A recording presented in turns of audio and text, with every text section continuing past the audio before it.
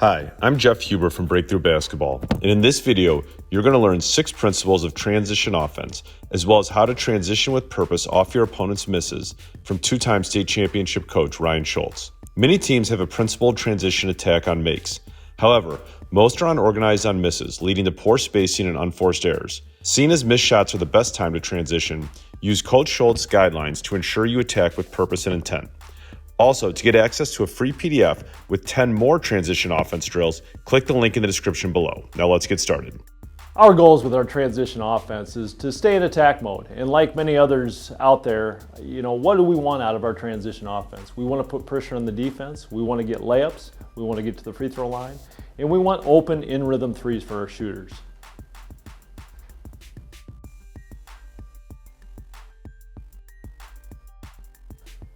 Within our transition attack philosophy, we have 6 tenets.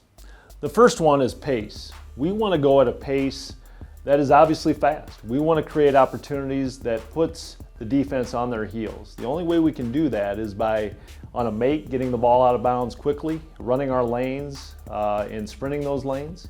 On a miss, we want to push and look up right away with no negative passes backwards.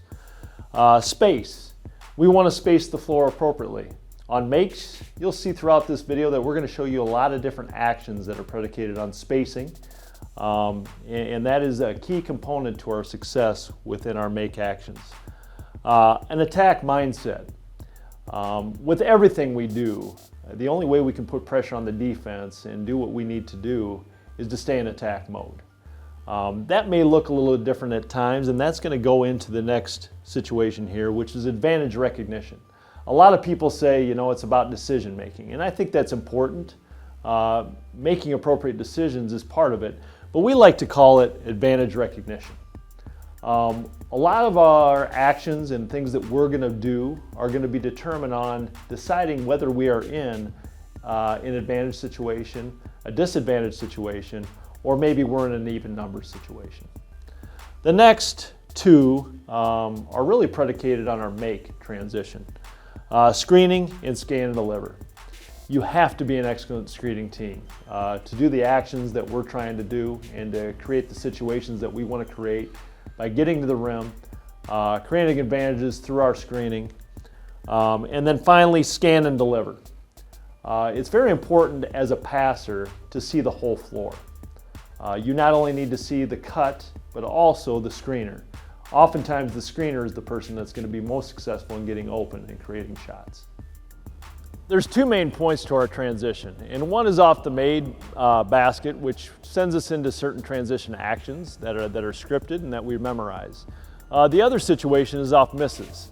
Off misses, we will not define the way we run the floor. We will have some rules, but our guys don't have a positional set spot that they have to run to. And I'm gonna take you through some of the rules that we use for a missed shot. So guys, as we move into a missed shot situation, once again, we may end up on different places of the floor. So as a missed shot goes up, pretend like we're spread out here and we're guarding different spots and you're in different places. Now what teams are gonna have to do is define who they will allow to handle the ball, who they will allow to bring the ball up the floor. Most teams, I would say your 1, 2, and 3 men would all be able to handle that concept. If it's just your 1 and your 2, that's what you have to do for your team. We've had it where we've had all 5 at times. We've had it where we're comfortable with our 1 through 4. We've had other years where we're 1 through 3. Today we're just gonna go 1 through 3. Even though we do have a couple other ball handlers out here. We have 1, 2, 3. We have our 4 and our 5. So our 1, 2s, and 3s, you will be allowed to lead the break, okay, off a miss. If our 4 or our 5 gets a rebound, we're gonna allow you a push-out dribble. We will allow them 1 blowout dribble, but then they need to outlet it. They get 1 dribble only. Now, one of the keys, with our missed break, and it's the same thing with our maids, but we always want to have an attack mindset, and we do not want to pass the ball backwards.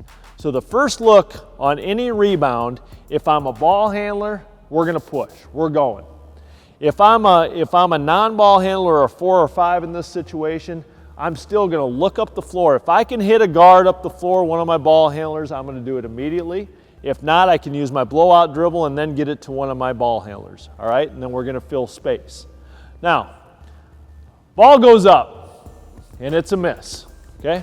We miss it, okay? Our 5-man got the rebound here, and it can vary. Here are some of the rules that we want to adhere to.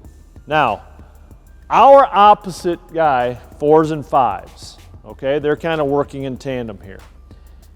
We will allow that opposite guy that did not get the rebound to go ahead and rim run, all right? The other thing we will allow is if anybody has a competitive advantage win down in the middle of the floor, we can run the middle of the floor. Otherwise, you have to get to the outside. We absolutely have to get the outside, and it doesn't matter which side of the floor you're on. We never cross the middle with our other guys. Just our rim runner can go down the middle of the floor. So right here we have our 3 on the, even though our 3 is on the 2 side, he's gonna run the 2 side of the floor on a miss, okay? Now our closest guy behind, we're gonna outlet. We'll allow you to outlet it there. You will trail behind. We're gonna get wide over here with our other guy, and we're gonna stay as wide as possible. We'll look and see if we can get the rim runner. If we don't, our rim runner can get out to an open spot. So in this instance, Carter, you would be either short corner, or if you're a little more guard orientated as you are, I would space you out even further.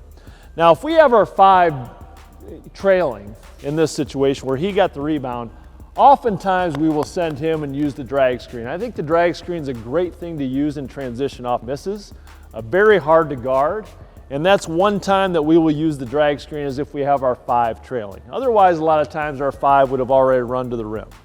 All right, now let's bring it back down again. And I'll start with the ball again, Hunter.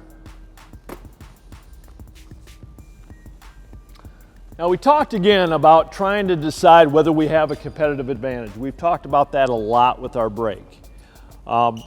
We do not want to pass the ball backwards at any times. We're always moving forward. So once again, say we had a missed shot, and this time, closest man, our point guard gets it, okay? Obviously that's a great situation. He's gonna lead the break.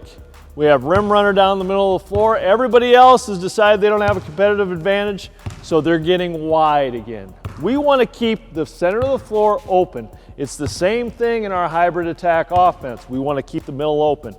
If our rim runner does not get a score, cannot seal at the rim, once again, we're going to get him away from the basketball.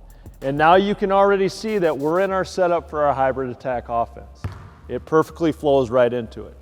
Now the other thing that can occur on misses is when you will have a stack side. So what a stack side would be is say we have the ball coming up and we're back here, and say Hunter's on this side because we don't want anybody crossing the floor on a missed shot, okay, crossing the middle of the floor.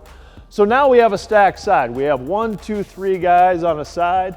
We have 1 guy wide and we have a rim runner. In this situation, we're gonna kick this guy through. So we will always push our bottom guy through to that corner. That will allow Hunter to settle into the corner. And once again, we're right into our setup where we can begin to attack without waiting or resetting, okay? Now, I'm a pretty big believer of not running set plays unless if it's a dead ball situation or things like that. I really want our guys to stay in attack mode. And the way we run the floor is gonna allow us to stay in that attack mindset.